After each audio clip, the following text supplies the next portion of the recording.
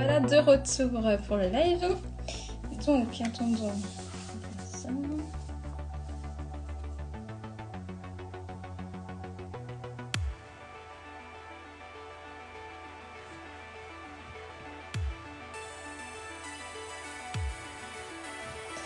J'espère que vous m'entendez.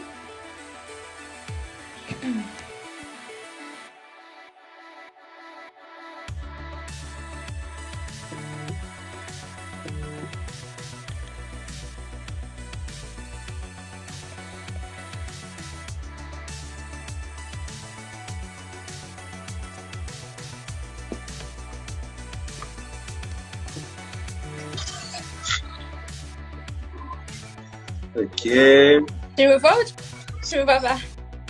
c'est bien. Ben, moi, je te vois, Rachel, hein. Je te vois. Moi, je te vois. On attendrait, on attendra un tout petit peu. Ah oui. Oula. D'accord.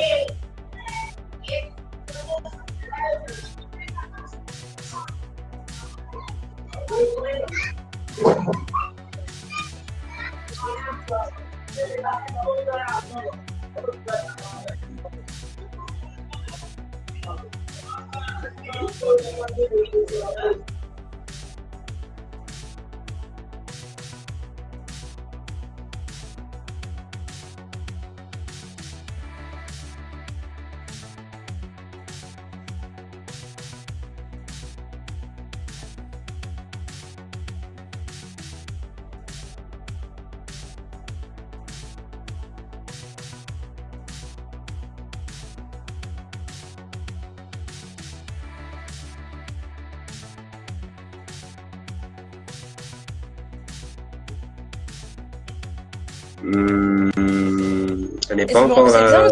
parce que pourtant j'ai vu qu'elle a fait comment dire, elle a fait un direct. Ah ben Elle a voilà. fait une demande, Oh, voilà. On verra qu'est-ce que ça va donner.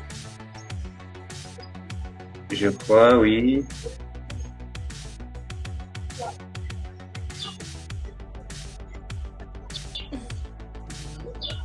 Voilà, je suis là.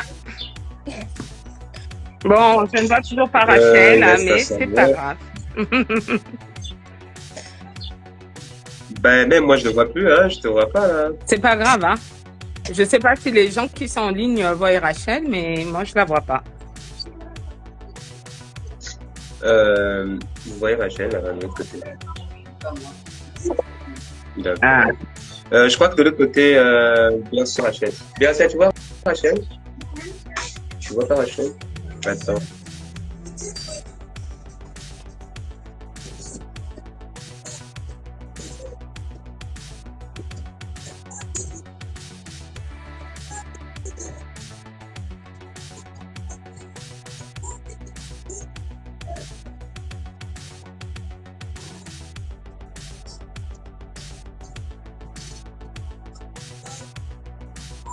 Mais bizarrement, sur le téléphone de Bercia, je vois Bon. Rachel, je me vois Bon, et ben, on je va faire vois comme ça. Morel.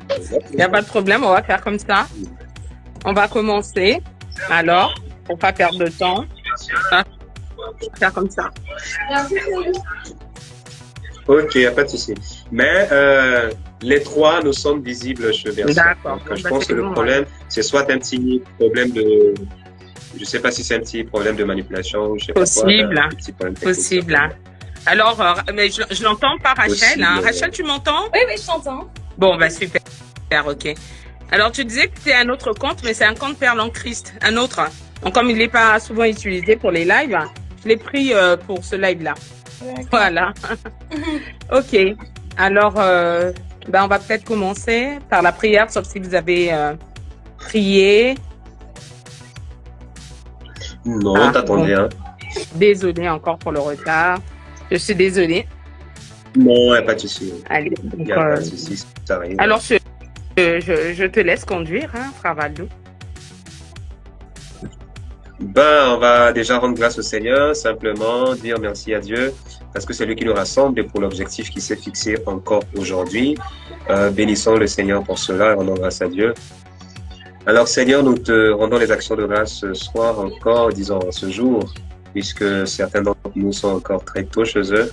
Alors reçois simplement la reconnaissance, toi qui permets que nous puissions nous rassembler encore aujourd'hui autour de ta personne, autour de ta parole, pour des questions qui te concernent, pour notre édification et pour notre bien, notre maturation dans la croissance, dans la connaissance de Jésus-Christ. Ainsi, Père, nous ne pourrions que être reconnaissants, véritablement reconnaissants. Reçois alors nos actions de grâce dans le précieux nom de Jésus. On va prier, recommander ces moments entre les mains du Seigneur, que le Seigneur soit au contrôle, que son esprit demeure maître de toute situation et de tout esprit, et nous ramenons toute pensée captive à l'obéissance de Jésus encore en ce jour. Prions le Seigneur. Alléluia. Seigneur, nous voulons ramener toute pensée captive encore ce soir à l'obéissance de Jésus-Christ.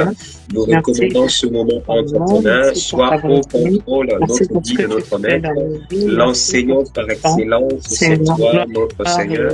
Nous voulons parler des choses qui te concernent. Alors, notre Dieu, sois celui qui nous enseigne, au-delà des mots, au-delà de la connaissance, que ton esprit parle encore à nos cœurs pour notre édification. Merci Jésus. Merci Seigneur. Alors au nom de Jésus, nous avons prié d'un commun accord et nous disons Amen. Voilà. Ok. Je pense que ce soir, on va être servi par Rachel, comme d'habitude. Nous abordons un point très important. On parle de Jésus-Christ, de sa jeunesse. Est-ce que nous savons que le Seigneur a été jeune, il a vécu jeune parmi nous et il a eu une certaine façon de se conduire, il a eu un certain comportement, il a posé des actes. Et tout chrétien devrait avoir pour modèle le Seigneur Jésus-Christ qui a été jeune. Et donc, si Christ est notre modèle, ce soir, par rapport aux questions que se posent les jeunes, est-ce que nous avons des choses à tirer de la vie de notre Seigneur Jésus-Christ, celui qui a vécu comme nous sur la terre des hommes? Et donc, les jeunes se posent un certain nombre de questions que Rachel a pu rassembler ce soir. Et donc, l'honneur sera donné à Rachel de nous poser ces questions. Certainement, il y a un certain nombre de questions qui ont été posées. Et ensemble, nous allons, avec Maman Aurèle, la servante de Dieu, essayer de répondre un tant soit peu à toutes ces questions selon les Écritures et selon la grâce que le Seigneur nous accordera ce soir afin d'être utile à un jeune conformément à la vie et le ministère de notre Seigneur Jésus-Christ. Alors Rachel, nous sommes jeunes. Nous avons eu notre Seigneur qui a vécu. C'est vrai que les années n'ont pas été très longues, mais notre Seigneur a vécu sur la terre comme nous. Il a vécu jeune comme nous. Nous nous posons certaines questions parce que dans notre vie, là, la vie de tous les jours, là, c'est un peu compliqué. Qu'est-ce que nous, étant jeunes, pouvons tirer de la vie de notre Seigneur? Alors, nous te cédons la parole par rapport à toutes ces questions qui t'ont été posées et ensemble avec Maman Aurèle, on va essayer de répondre à toutes ces questions si le temps nous le permet. Sinon, on va répondre à une partie des questions et le reste, on verra selon que le Seigneur va nous orienter. Alors, Rachel, nous sommes avec toi. Et déjà, la première question, c'est pour qui? Bonne question, ça que j'allais me demander. C'est toi qui décide, hein, Rachel. Tu te posais la même question. Bon, très Valdo, pour la première question. Amen. Oula! Je suis bien servi là. Ok, c'est bon, je t'écoute Rachel. De toutes les façons, Maman Aurèle va compléter tout ça. Ok. C'est comment la jeunesse de Jésus a-t-elle influencé son ministère ultérieur? Comment la jeunesse de Jésus a-t-elle influencé son ministère ultérieur? Wow! Cette question, elle paraît simple. Elle peut paraître simple, cette question, mais je crois qu'il y a beaucoup de choses à dire par rapport à cette question, Rachel, je t'assure. J'y ai pensé, mais Maman Aurèle, je pense qu'il y a beaucoup de choses sur cette question-là que l'on peut découvrir. Il y a beaucoup de choses à dire. On va essayer de répondre par rapport à ce que le Seigneur va permettre. Déjà, on s'était dit ici une fois en parlant de la jeunesse que la jeunesse était un temps de préparation. En fait. C'était un temps pendant lequel nous devions nous préparer parce que nous sommes encore vigoureux pendant cette période de jeunesse. Donc, on peut comprendre que la jeunesse est une étape de préparation. Ah, on n'entend plus le frère Valdo.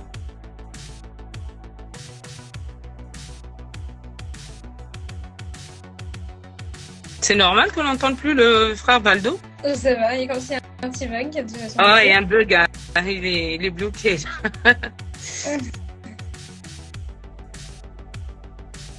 Alors, on va voir s'il revient pas.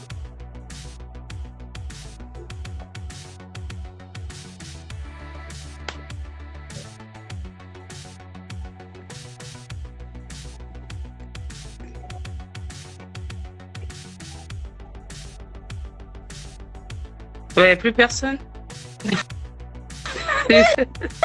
Pascal, t'es là, toi? Oui, je suis Ah bon, ok. Je sais pas aussi, d'ailleurs. Alors, d'accord. Ok. Le frère Valdo est là? Non, il est... Ben, je le vois plus. Non, il est pas ici. D'accord. Ok. Alors, j'ai juste, moi aussi, un souci. Hein. Oui. Alors, je vais essayer de régler le problème. Voilà, ça va aller. Ça va aller. Et donc, en attendant que le frère Valdo revienne, moi, je vais essayer de répondre à la question. Je vais juste essayer de régler le problème que j'ai ici. Et je vais répondre à la question. Alors, le frère de Valdo ne va pas tarder, certainement. Et alors, la question est comment la jeunesse de Jésus a-t-elle influencé son ministère ultérieur? C'est ça, Rachel? Oui, c'est ça. D'accord. Alors, moi, je dirais que la jeunesse de Jésus, elle a joué un rôle significatif dans son ministère ultérieur de plusieurs manières.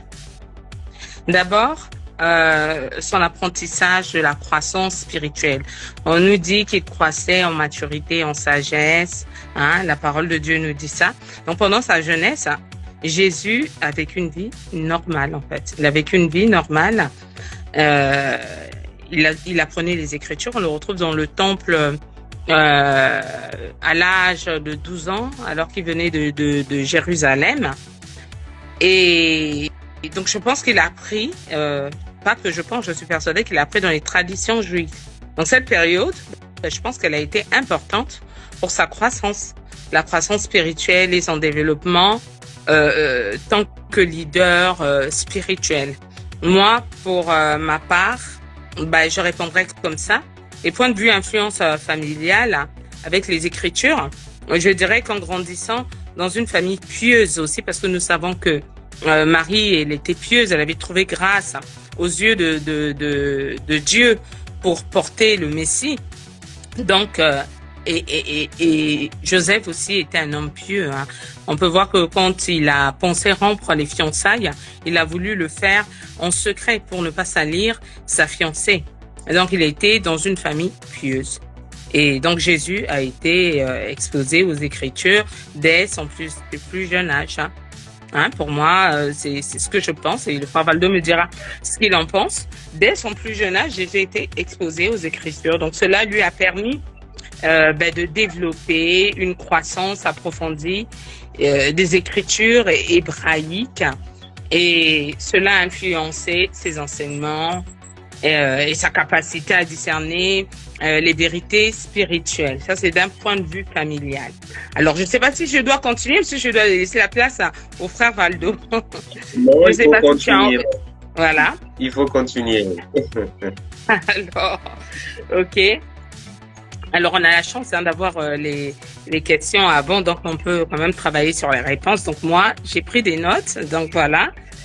Alors, par rapport à son identification avec l'humanité, en vivant parmi les hommes, Jésus a expérimenté les joies, les peines, les luttes de l'humanité. Donc, c'est une expérience qui lui a donné une profonde,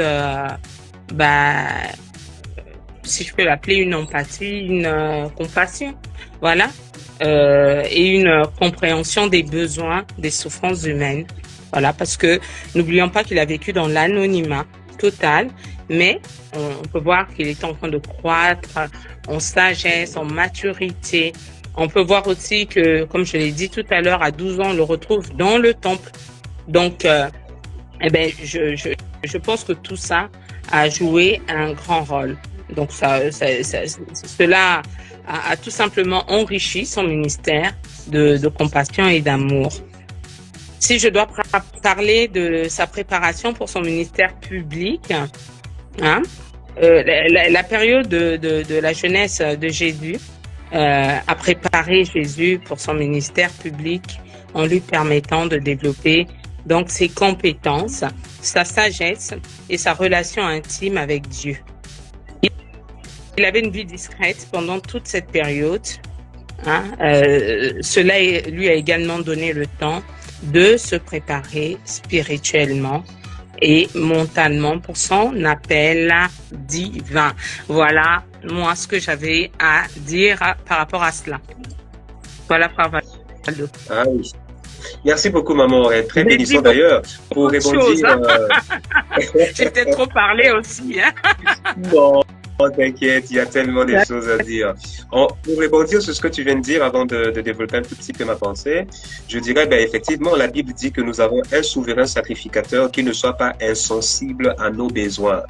Pourquoi? Parce qu'il a vécu comme un homme, il a compris la condition de l'homme, il a compris ce que vivait un homme dans la chair.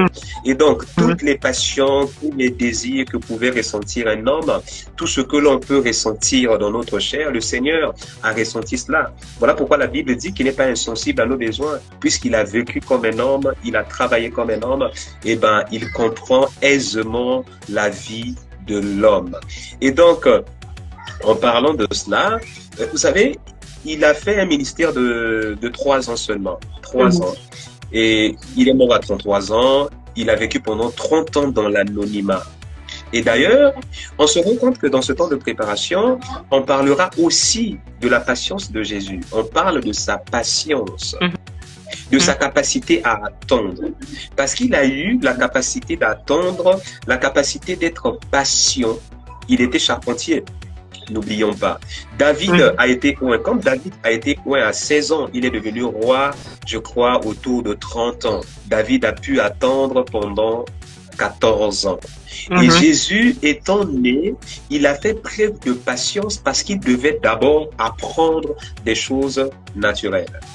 Il a été charpentier. Donc, Jésus a appris auprès de Joseph. On parle de son enfance. On parlera même de son enfance parce que depuis 12 ans, comme a dit Maman Aurèle, il a commencé à s'intéresser à un certain nombre de choses qu'on pourra peut-être développer plus bas.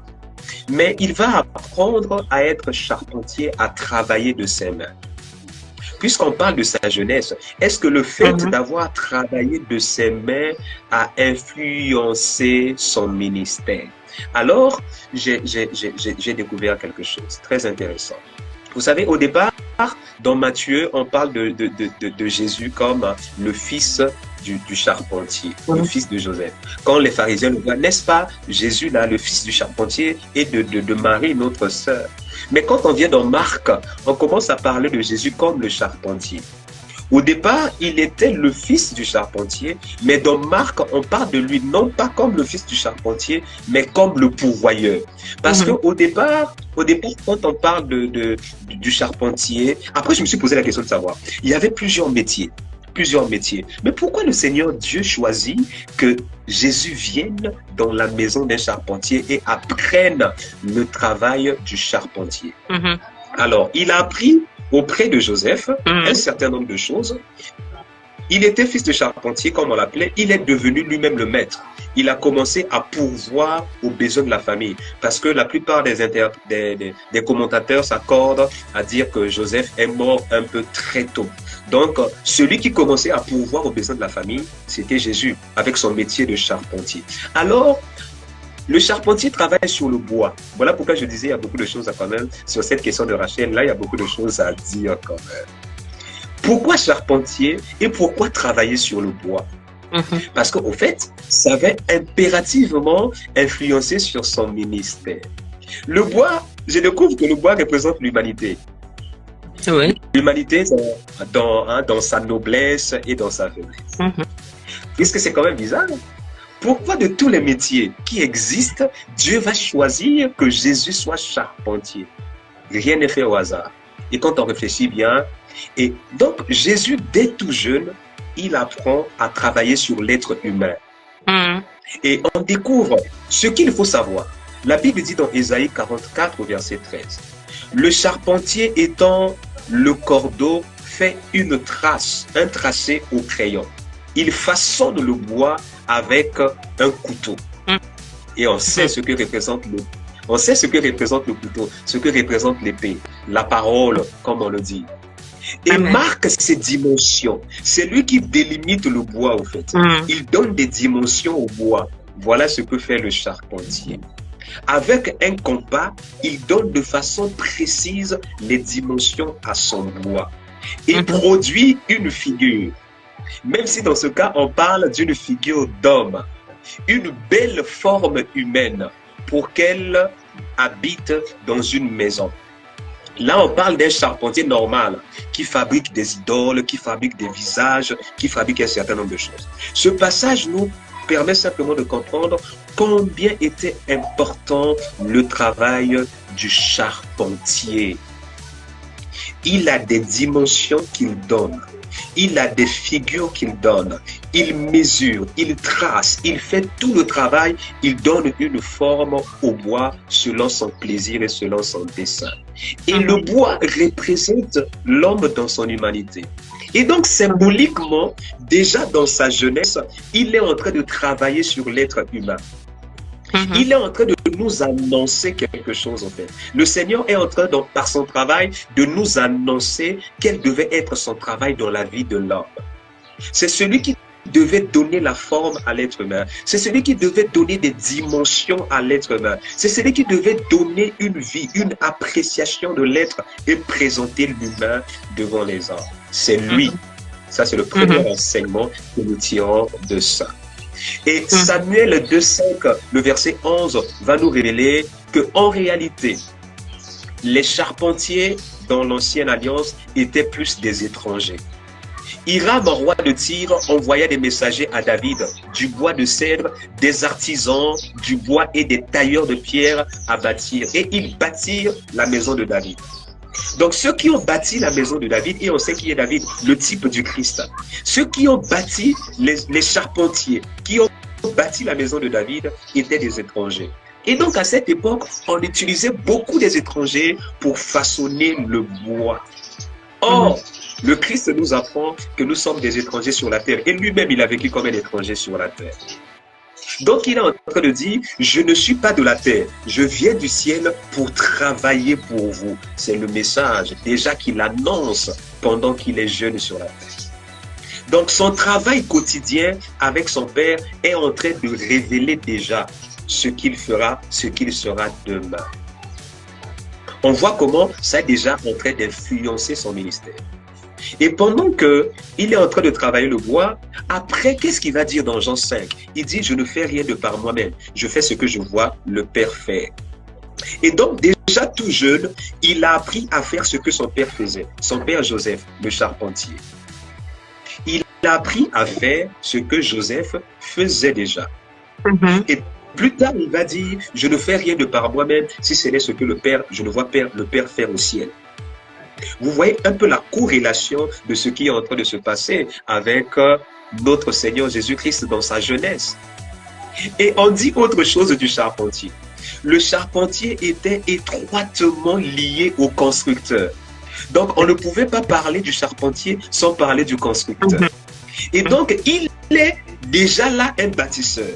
Il est déjà dans sa jeunesse un bâtisseur. Et donc, qu'est-ce qu'on peut tirer de ça? On a des prédispositions naturelles dans nos cœurs qui peuvent révéler ce qu'on sera demain. Dieu ne permet pas que nous puissions faire quelque chose par hasard dans notre vie. Vous êtes commerçante, vous êtes homme de la force publique, vous êtes, je ne sais pas, enseignant, vous êtes, je ne sais pas quel est votre métier. Ne disloquez pas ou ne dissociez pas votre métier de votre vie chrétienne. Parce que à travers votre métier, Dieu peut vous utiliser, vous apprendre des choses qui vous seront utiles demain même dans votre ministère à travers votre métier d'aujourd'hui. Vous savez, un jour, pendant que j'étais en train d'étudier dans mon métier, j'ai passé un diplôme assez élevé dans mon métier. Alors, le Seigneur me met à cœur un jour, il dit, tu sais que ce que tu es en train d'étudier là, tu peux l'utiliser. Tu peux l'utiliser dans ton ministère, dans ton affaire. Il dit, commence à étudier la Bible, en fait. C'est ce que je fais aujourd'hui. Commence à étudier la Bible comme un homme en armes, comme un homme qui est en guerre. Comme si tu étudiais la guerre, tu vas comprendre comment se passe le ministère du combat spirituel dans la Bible. Et donc, c'est ce que je fais aujourd'hui. Donc, ce que j'ai appris dans mon métier naturel, j'essaie de transposer ça sur la Bible et je comprends pas mal de choses. Par exemple, on ne peut pas faire la guerre à quelqu'un qu'on ne connaît pas. Au fait, pour faire la guerre, ça c'est un exemple vivant. Pour faire la guerre à quelqu'un, vous devez connaître quelle est sa façon d'agir, quelle est sa façon de penser. Et donc, cela me pousse moi personnellement à comprendre qu'est-ce que le Seigneur me dit de la façon d'agir de l'ennemi, de la façon de penser de l'ennemi et comment je peux faire pour déjouer ses actions. Comment je suis arrivé à ça? Par rapport à mon métier, en fait. C'est par rapport à ça que je commence à raisonner comme ça par rapport à la Bible. Et donc, même un enseignant de profession, s'il a cette volonté, il comprend que même dans son métier d'enseignant, il pourra faire des corrélations avec la parole. Le Seigneur va l'enseigner comment se comporter, comment agir dans ce métier, comment se comporter comme un enseignant. Et donc là, on voit déjà Jésus qui est le bâtisseur des œuvres achevées. En parlant du bois, Luc 23, au 28 à 31 dit, Jésus se retourna vers elle et dit, « Fille de Jérusalem, ne pleurez pas sur moi, mais pleurez sur vous et sur vos enfants. Car voici des jours viendront où l'on dira, heureuse les stériles, heureuse les entrailles qui n'ont point enfanté et les mamelles qui n'ont point allaité. Alors, ils se mettront à dire aux montagnes, tombez sur nous et collines, ouvrez-nous. » Le verset 31 est un verset intéressant. Il dit, car si l'on fait ces choses au bois vert, qu'arrivera-t-il au bois sec? Et donc, le Seigneur est en train de nous comparer au bois. Le Seigneur est en train de se comparer au bois vert et nous au bois sec. Et donc, on se rend compte que le Seigneur Jésus travaille sur le bois dès sa jeunesse, mais il a été pendu où? Pendu au bois. Ah oui, il a travaillé sur le bois dans sa jeunesse. Il a été charpentier, il a été le bâtisseur. Mais c'est sur l'homme qu'il a travaillé là qu'on va le pendre. Celui qui a travaillé le bois dans sa jeunesse a été pendu au bois. Or, il est dit, maudit soit quiconque est pendu au bois. Et donc, on voit déjà dans sa jeunesse comment son travail avait un lien étroit avec son ministère. Puisque le travail qu'il a fait sur le bois, mais c'est symboliquement ce bois-là sur lequel il va être pendu. Il va être pendu. Ah oui, notre Seigneur, dans sa jeunesse, avait un travail, avait une jeunesse qui reflétait déjà son ministère passé, son ministère à venir futur. Celui qui a travaillé sur le bois, celui qui a travaillé sur l'homme, celui qui a façonné l'homme, celui qui prenait des mesures sur l'homme, celui qui voulait donner une forme au bois, mais sur ce bois-là, il a été pendu. Naturellement, ainsi la Bible dit, il a porté nos fautes, il a porté nos transgressions, il a porté nos péchés. Or, c'est pour nous qu'il a été sacrifié à la croix de Golgotha. C'est pour ce bois sur lequel il a travaillé. C'est pour ce bois sur lequel il a pris 30 ans. 30 ans de travailler sur ce bois. Pendant 30 ans, Il a travaillé sur ce bois et en 3 ans, on va le crucifier sur le même bois. Waouh! Quel message fort de la part de notre Seigneur. Et donc, autre chose, il a reçu l'instruction de son père, de beaucoup de gens, et Psaume 71 au verset 17 dit, l'instruction reçue dans la jeunesse nous permet d'instruire demain. Lorsque nous sommes jeunes, nous recevons l'instruction, nous emmagasinons. Il a eu le temps de recevoir l'instruction. Puisque, comme a dit Maman Aurèle, à 12 ans, on va le voir tout à l'heure, il est parti, il interrogeait, il posait des questions à ceux qui enseignaient la parole. Ah, qu'est-ce que ça dit? Qu'est-ce que ça dit? Il apprenait. Il était Dieu. Il est en train de nous dire, le processus normal, c'est le processus d'apprentissage. On ne tombe pas de nulle part. Vous devez apprendre pour instruire. Il n'avait pas le temps de pouvoir aller apprendre. Il était Dieu. Il pouvait se passer de tout ça. Mais il est en train de nous montrer que dans la vie de l'homme, il faut apprendre. Il faut s'humilier. Et donc, il nous apprend l'apprentissage. Et parce qu'il a appris des choses, il a été à mesure d'instruire. Et comme il a dit, je ne vois rien, je ne dis rien si je n'ai pas entendu de Père. Mais pendant 30 ans, il a appris dans le secret. Ça nous apprend également la patience. Ecclésiaste 12, 1 à 3 va dire, Christ, on dit résultat de sa jeunesse.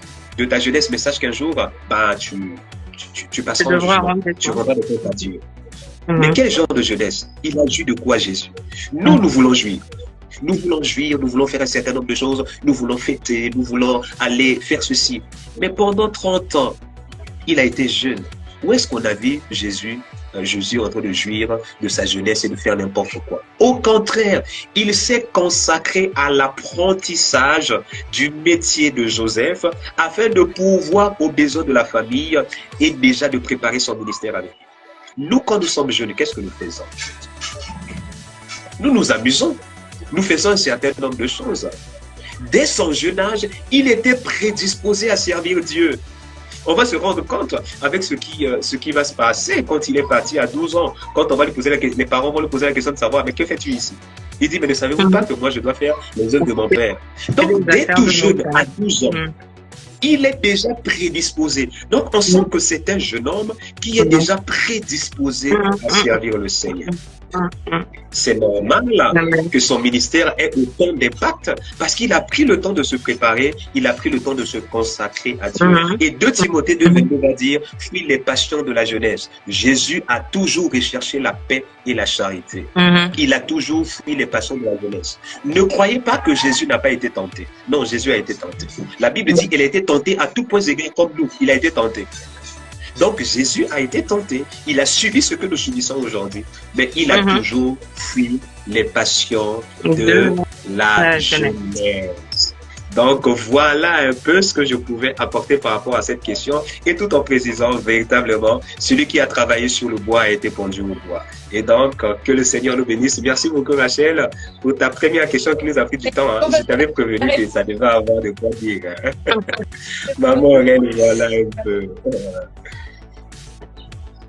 Alors, la deuxième question, Rachel. A fini là, la première question. Oui. Donc, la deuxième question. Alors, la deuxième. Pour Aurèle.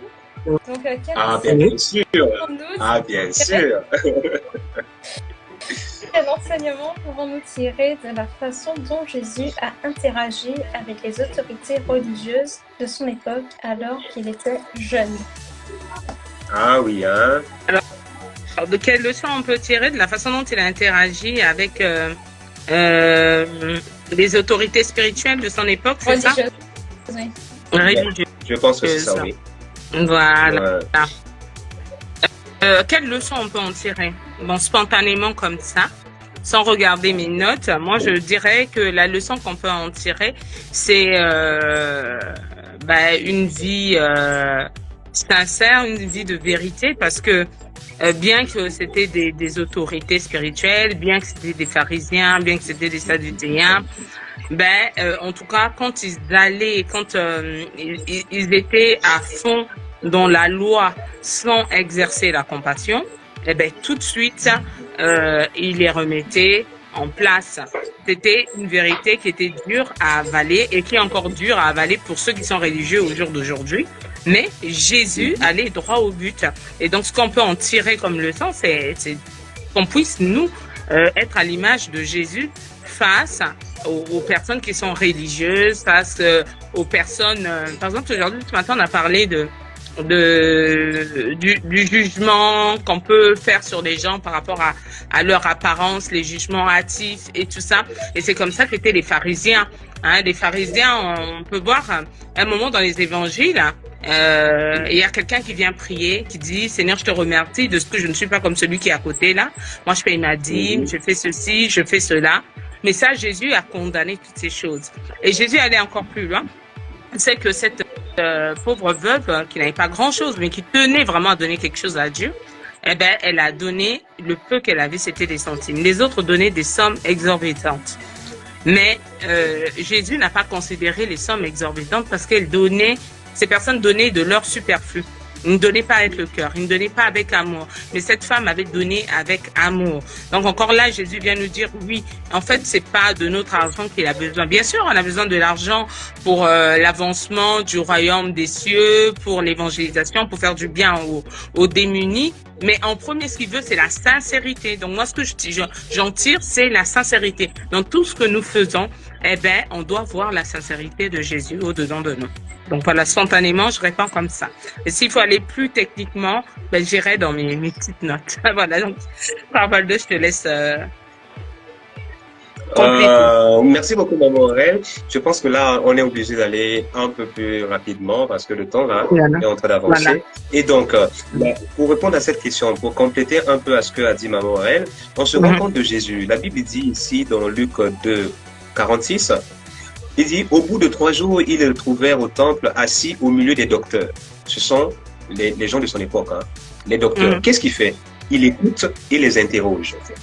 La Bible dit les écoutant et les interrogeant, et tous ceux qui l'entendaient étaient frappés par son intelligence. Et donc, quand il écoutait, il écoute d'abord, il prend le temps d'écouter, et il prend le temps d'interroger aux gens. Et la Bible dit que nous devons être comme les chrétiens de Béret, en fait. On écoute, mais on interroge, en fait. Ça, c'est la leçon que nous devons aussi garder de Jésus. C'est quelqu'un qui écoutait, qui ne réfutait pas seulement comme ça. Il vient, il écoute et il vous interroge à la lumière des Écritures. Et Paul nous confirme en disant, soyez comme les chrétiens de Béret. Et donc, c'était une relation de respect mutuel, mais aussi une relation de vérité avec les autorités locales. Puisque à un moment donné, quand les pharisiens vont douter de lui, mais il va les recommander, hein, à un moment disant, il dira même race de vipère, tombeau blanchi. Voilà. Pourquoi? C'était quelqu'un qui n'avait pas froid aux yeux. C'est quelqu'un qui était, bien que jeune, il y avait des pharisiens, des gens qui avaient des cheveux blancs, qui étaient avec des apparences, avec des toges et toutes ces choses-là. Mais quand il fallait dire la vérité, Jésus disait la vérité.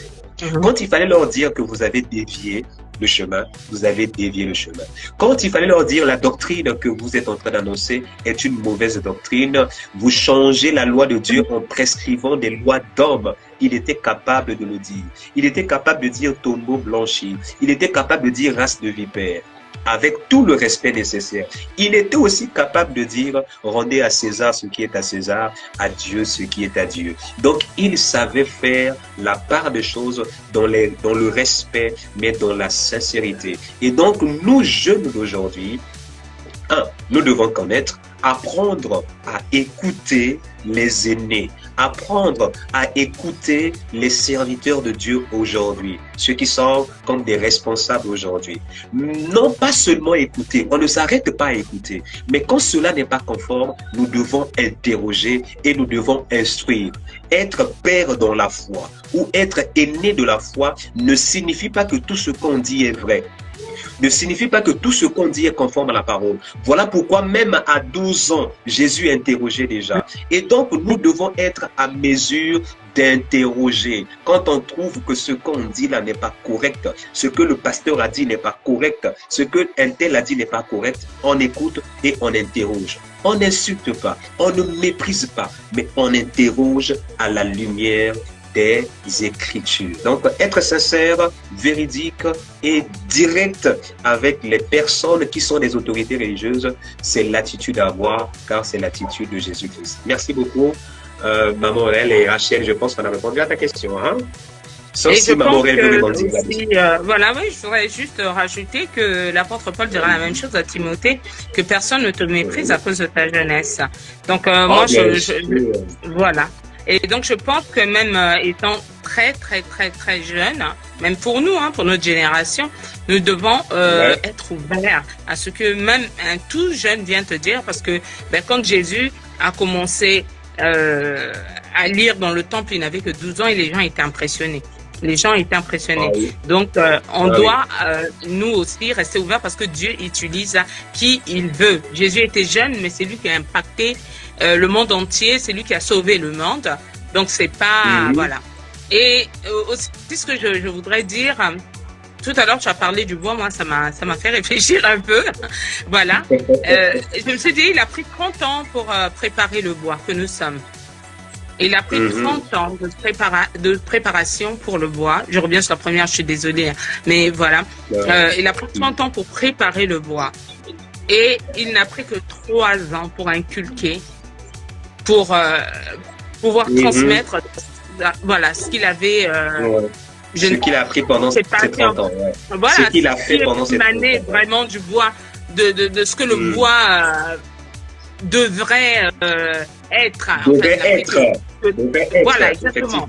3 ans, juste 3 ans. Ben, moi, ça me rappelle que la vie, elle est éphémère. Parce que, en fait, en réalité, entre le moment où Jésus met sa vie en lumière et le moment où il est crucifié à la croix, c'est 3 petites années. On se rend compte, un enfant de 3 ans, c'est 3 petites années. C'est 3 petites années. Ça veut dire que vraiment, eh ben, on doit travailler pendant qu'il fait jour. Voilà, c'est tout ce que je vais rajouter. Amen. Amen. Merci Rachel. Donc on revient vers toi. C'est, je pense, la 3e question. Ça va aller rapidement. C'est pour qui là? La 3e question, c'est pour toi, Valdo. Ah, merci beaucoup. Ah ben c'est pour moi, Valdo, t'inquiète pas. Je pense que ça va être la dernière aussi, puisque... Voilà, ça va être à mon avis, ça va être la dernière, hein, puisqu'il est bientôt 19h. Bientôt 19h. Bon, bientôt 18h chez toi, 19h chez toi. Deuxième partie le mois prochain, il n'y a pas de souci. Il n'y a pas de souci, Voilà. Alors, la dernière question, c'est pour moi, Rachel, je t'écoute.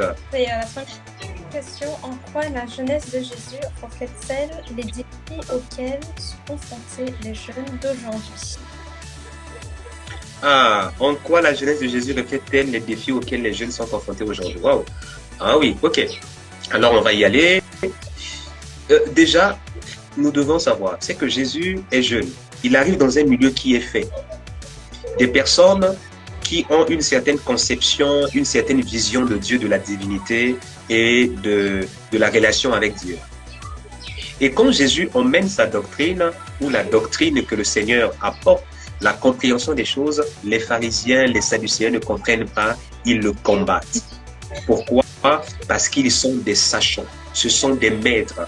Et quand il dit par exemple, avant que Abraham ne fût, je suis, personne ne comprend, on va le combattre. Toi, un enfant qui vient de naître, notre aîné Abraham qui est là, et toi tu veux contredire, tu veux dire que tu as existé avant lui. Ils ne comprennent pas la révélation de ce que Jésus est en train d'apporter. Ils ne comprennent pas l'évangile. Parce qu'ils ont été habitués à un certain nombre de choses. Ils ont vécu dans la religion. Or, qui dit religion, dit quelque part obscurité. C'est parce que il n'y avait plus de relation. Souvenez-vous, entre Malachie et la venue de Jésus, il y a eu près de 400 ans où Dieu ne parlait plus aux prophètes. Donc, les hommes... de silence de Dieu total. Et donc, les hommes ont commencé à s'imaginer des choses. Les hommes ont commencé à créer leur religion. Les hommes ont commencé à créer des courants. Lorsque Dieu parle, bim, la Bible dit, au temps ancien, il a parlé par les prophètes, mais maintenant, il a choisi de nous parler par le Fils. Pendant que le Fils est en train de parler, personne n'écoute, personne ne veut recevoir. Et aujourd'hui, c'est pareil. Ça me rappelle une histoire. Le vieux prophète et le jeune prophète. Le vieux prophète n'entend plus la voix de Dieu. Et lorsque le jeune prophète a entendu la voix du Seigneur, mais ça n'a pas été pris comme tel. Hein? Le mensonge a surgi. Moi aussi, je suis un prophète, j'entends Dieu. il y a eu de mensonges, il y a eu des combats. C'est ce que Jésus a vécu. Nous, dans notre génération aussi, lorsque vous êtes jeune aujourd'hui et que vous avez la parole du Seigneur, que le Seigneur vous l'a donnée, et lorsque vous annoncez ces choses aux gens, aujourd'hui, vous savez, malheureusement, l'Église est dans un lobby qui est établi, un système tellement établi que lorsque le Seigneur est en train de susciter les jeunes avec la restauration de la parole de vérité, ils ne sont pas acceptés, ils sont rejetés. Aujourd'hui, par exemple, quand vous parlez de sainteté, non, on vous traite de tous les mots. Aujourd'hui, quand vous parlez de droiture, d'honnêteté, aujourd'hui, quand vous attaquez un certain nombre de pratiques qui sont aujourd'hui établies dans les assemblées, dans les églises, mais on vous traite de tous les noms, hein? Et donc, nous sommes également, nous jeunes, confrontés à ce même défi. Et cela ne doit pas nous décevoir. La Bible dit que ceux qui veulent vivre pieusement en Christ seront persécutés. Et donc, aujourd'hui, vous savez, il y a des témoignages qui font mal, qui font tellement mal. Il y a ma femme qui m'a raconté un témoignage, il y a un pasteur qui va demander à un couple de donner la drogue à leur enfant. Comme ça, après un temps passé, lorsque la drogue va s'estomper, il va venir prier comme quoi il a fait le miracle. Malheureusement, l'enfant va mourir. Oh là là. Malheureusement, l'enfant va mourir. Et le pasteur et les deux parents sont aujourd'hui en prison. Pourquoi? Parce que les gens veulent se créer un certain nombre de choses et une autorité ne veut pas se... Vraiment, je t'assure, maman. Et c'est tellement délicat aujourd'hui. Et comme a dit maman Aurèle, que personne ne méprise ta jeunesse, que personne ne méprise ta jeunesse. À Jésus, on a dit, n'est-ce pas là le fils de Marie? Celui-là, on le connaît, c'est lui qui va venir raconter des choses ici, c'est lui le fils de Marie. Aujourd'hui, on nous dira, ce sont des jeunes, qu'est-ce que vous avez appris, qu'est-ce que vous connaissez, vous êtes nés aujourd'hui là, qu'est-ce que vous voulez nous apprendre? Alors que la Bible dit, en réalité, en l'homme, c'est l'Esprit de Dieu, le souffle du Dieu vivant qui donne l'intelligence et la sagesse. Et donc, faites confiance à Dieu, jeune homme. Faites confiance, si vous êtes honnête avec Dieu, si vous êtes sincère avec Dieu, soyez honnête avec Dieu et ayez confiance parce que Dieu a dit, placez dans votre vie. Parlez de la part du Seigneur, peu importe les oppositions. Pour finir, 2 Timothée 3, 14 à 15. Toi, demeure dans les choses que tu as apprises et reconnues certaines, sachant de qui tu les as apprises. Dès ton enfance, tu connais les saintes écritures qui peuvent te rendre sage à salut par la foi en Jésus-Christ. Demeurant étant jeune dans les choses que nous avons apprises du Christ. Même si les gens se détournent du Seigneur, dans le mensonge, dans un certain nombre de choses, c'est un défi. Ne vous arrêtez pas. Dites la vérité. Étant jeune, dites la vérité parce qu'on sait que la religion aujourd'hui est en train de tuer la foi et la chrétienté. Donc voilà un peu moi ce que je pouvais apporter, maman Aurèle, avant que tu nous rebondisses et qu'on ne termine. Mais je pense que tu as tout dit parce que je sais même pas quoi rajouter par rapport à ce que tu as dit. Franchement, tu as tout dit. Et Jésus, tout simplement, moi, personnellement, en traitant ce thème, je me dis, au jour d'aujourd'hui, si c'était à notre époque, est-ce que vraiment il y en aurait beaucoup qui auraient cru en Jésus? Avec la vie que nous menons au jour d'aujourd'hui, où les gens sont toujours derrière le sensationnel, comme tu viens de l'expliquer, où les gens sont toujours derrière le miracle et non derrière le salut, je me pose vraiment des questions. Dieu merci qu'il soit venu à cette époque-là, parce que maintenant avec la Bible, la foi peut venir de ce que nous lisons, de ce que nous entendons. Mais sinon, c'est très très difficile maintenant d'avoir la foi pour ceux qui ne l'ont pas eu avant, à cause de ce qui se passe, à cause des dérives dans les églises, à cause des dérives de la foi, parce que ce n'est plus seulement dans les églises, même sur les réseaux sociaux. On voit tellement de dérives. Et voilà, donc moi simplement, pour conclure, je dirais tout simplement que c'est une vraie leçon, voilà, que Dieu nous a donnée. Hein, Jésus est arrivé, il est resté dans l'anonymat, il est resté dans le secret 30 ans, c'est pas rien. Il est resté 30 longues années sur cette terre, hein, plein de péchés, 30 longues années à pouvoir savoir et étudier comment il allait aller de ville en ville pour guérir, soigner les malades. Mais il a passé plus de temps dans l'anonymat que plus de temps à exercer son ministère. C'était un ministère, quel ministère? Un ministère d'impact. Un ministère d'impact. Voilà, on dit même que s'il fallait écrire tout ce qu'il avait fait, la Bible ne suffirait pas. Mais ne suffirait pas, exactement. 3 ans juste. Exactement. Donc, moi, je me dis, voilà, nous devons vraiment imiter l'humilité de Jésus et que c'est pas l'âge, hein, ce ne sont pas les cheveux blancs qui font de la personne une personne sage, une personne enseignée. C'est le Seigneur lui-même qui fait le travail, quoi. Voilà. Exactement. C'est comme ça que ouais. Il dit lui-même que si vous croyez en moi, vous ferez plus que ce que j'ai fait. Oui. Mais on se rend compte que le Seigneur nous encourage. Le problème, c'est qu'aujourd'hui, l'homme n'est plus à mesure aujourd'hui de suivre cette voie que le Seigneur a tracée dans la jeunesse, en fait. L'homme n'accepte plus l'anonymat. Nous n'acceptons plus de rester dans le secret en train d'apprendre avec le Seigneur. On veut rapidement paraître devant les hommes. On veut rapidement que les hommes nous voient, mais on ne prend pas le temps de nous préparer. Or, un homme a dit que le temps que vous passez en secret dans le Seigneur soit plus grand que le temps que vous passez devant les hommes. C'est ce qui rend notre efficacité, en fait. Aujourd'hui, même quand on parle de prier, quand on parle d'un certain nombre de choses, mais maman, c'est catastrophique. Hein? C'est vrai que le temps est avancé, on va s'arrêter là. Mais c'est important quand même de terminer en disant que nous devons vraiment faire un effort. Bon, je ne suis pas aussi jeune que toi, Valdo. Voilà, j'ai pratiquement un demi-siècle. Voilà. Par la grâce de Dieu. Mais moi, je suis avec Rachel. Voilà, tu es avec Rachel. Voilà. Et moi, ce que j'aimerais dire, mais franchement, est-ce qu'on a besoin de nous connaître ou on a besoin de connaître Dieu? Il faut qu'on arrête avec les Valdo, Erez, Ministry, les Aurel, Ministry. Il faut arrêter ça. Parce que c'est le nom de Jésus que nous devons élever comme un étendard. Tant que nous n'aurons pas compris ça, ça va être difficile. On sera tout le temps sur les réseaux sociaux pour faire voir notre dernière coupe, notre dernière outfit, comment on s'est habillé, comment on s'est... Voilà, moi, c'est vraiment quelque chose, voilà, qui m'écoeure. Voilà. D'ailleurs, hein, je suis là...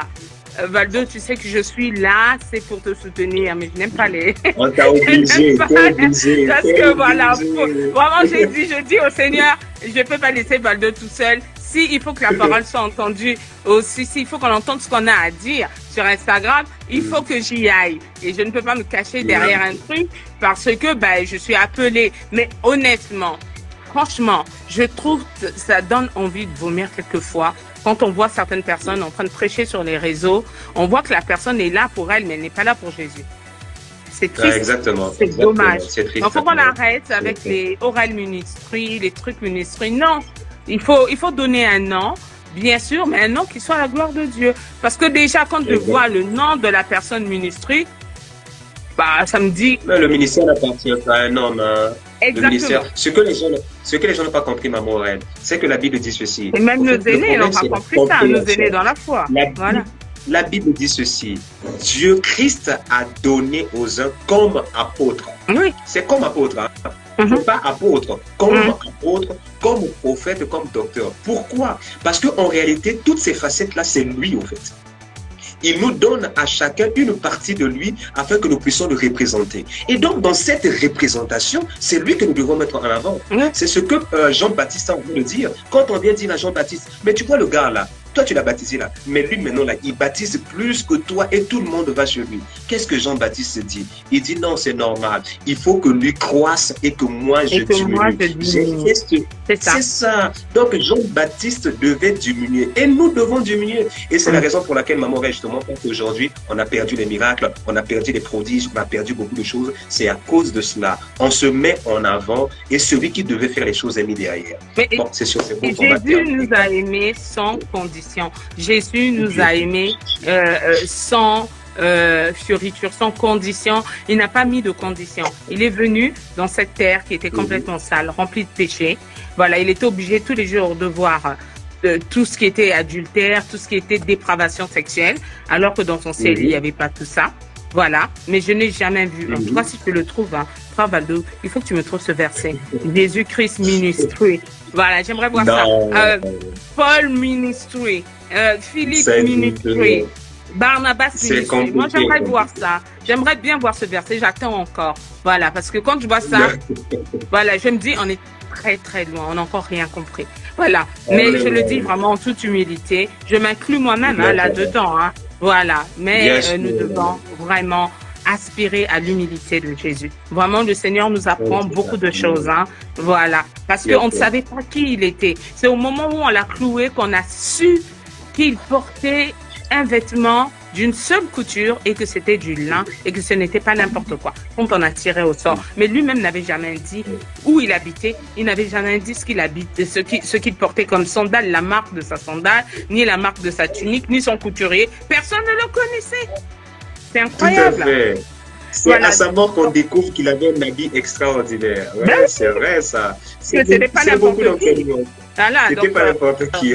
Nous devons diminuer et que lui puisse croître jusqu'au jour où il vient nous chercher. Amen. Donc amen, voilà, c'était. Merci beaucoup. Voilà. C'était un plaisir. Et donc, je pense que nous allons conclure. Rachel, merci beaucoup. Même si on n'a pas terminé toutes tes questions, je crois qu'il t'en reste au moins 4. Prochainement, si le Seigneur le permet, on va certainement les aborder. Sinon, on va trouver une autre façon de les aborder, même pendant nos partages sur Telegram. Parce que c'est vrai que les choses avancent. On doit se laisser conduire par le Seigneur. En tout cas, merci beaucoup à Maman Aurèle de nous avoir accompagnés. Merci Rachel. On va simplement rendre grâce à Dieu et basculer de l'autre côté. Shalom à tous. Chers frères, vous qui avez été là, c'est vrai qu'on n'a pas pris le temps de vous écouter vos questions et tout ça. C'est vous qu'elle est là. Voilà. Que Dieu te bénisse. Voilà. Donc, on se retrouve sur Telegram et puis, on va demander quand même à Rachel de prier et de rendre grâce à Dieu pour ce moment. Et puis, on va se retrouver sur Telegram. Ah ben oui. Rachel, on t'écoute. D'accord. Je te remercie, Seigneur, ce temps. Merci, Seigneur, d'avoir permis ce temps. Je te remets à chaque personne qui écouteront après le live et qui soit bénis. Et puis voilà. Amen. Amen. Alors, on se retrouve sur Telegram. On va découvrir si c'était normal que son sang mange le miel qu'il avait trouvé dans le lion. Voilà. On va découvrir ça ensemble. Il y a beaucoup d'hérésies, donc là, on va en parler. Voilà. Que Dieu nous bénisse tous et puis à tout de suite. À tout de suite. Shalom. Rachel, à tout de suite. Shalom. Shalom.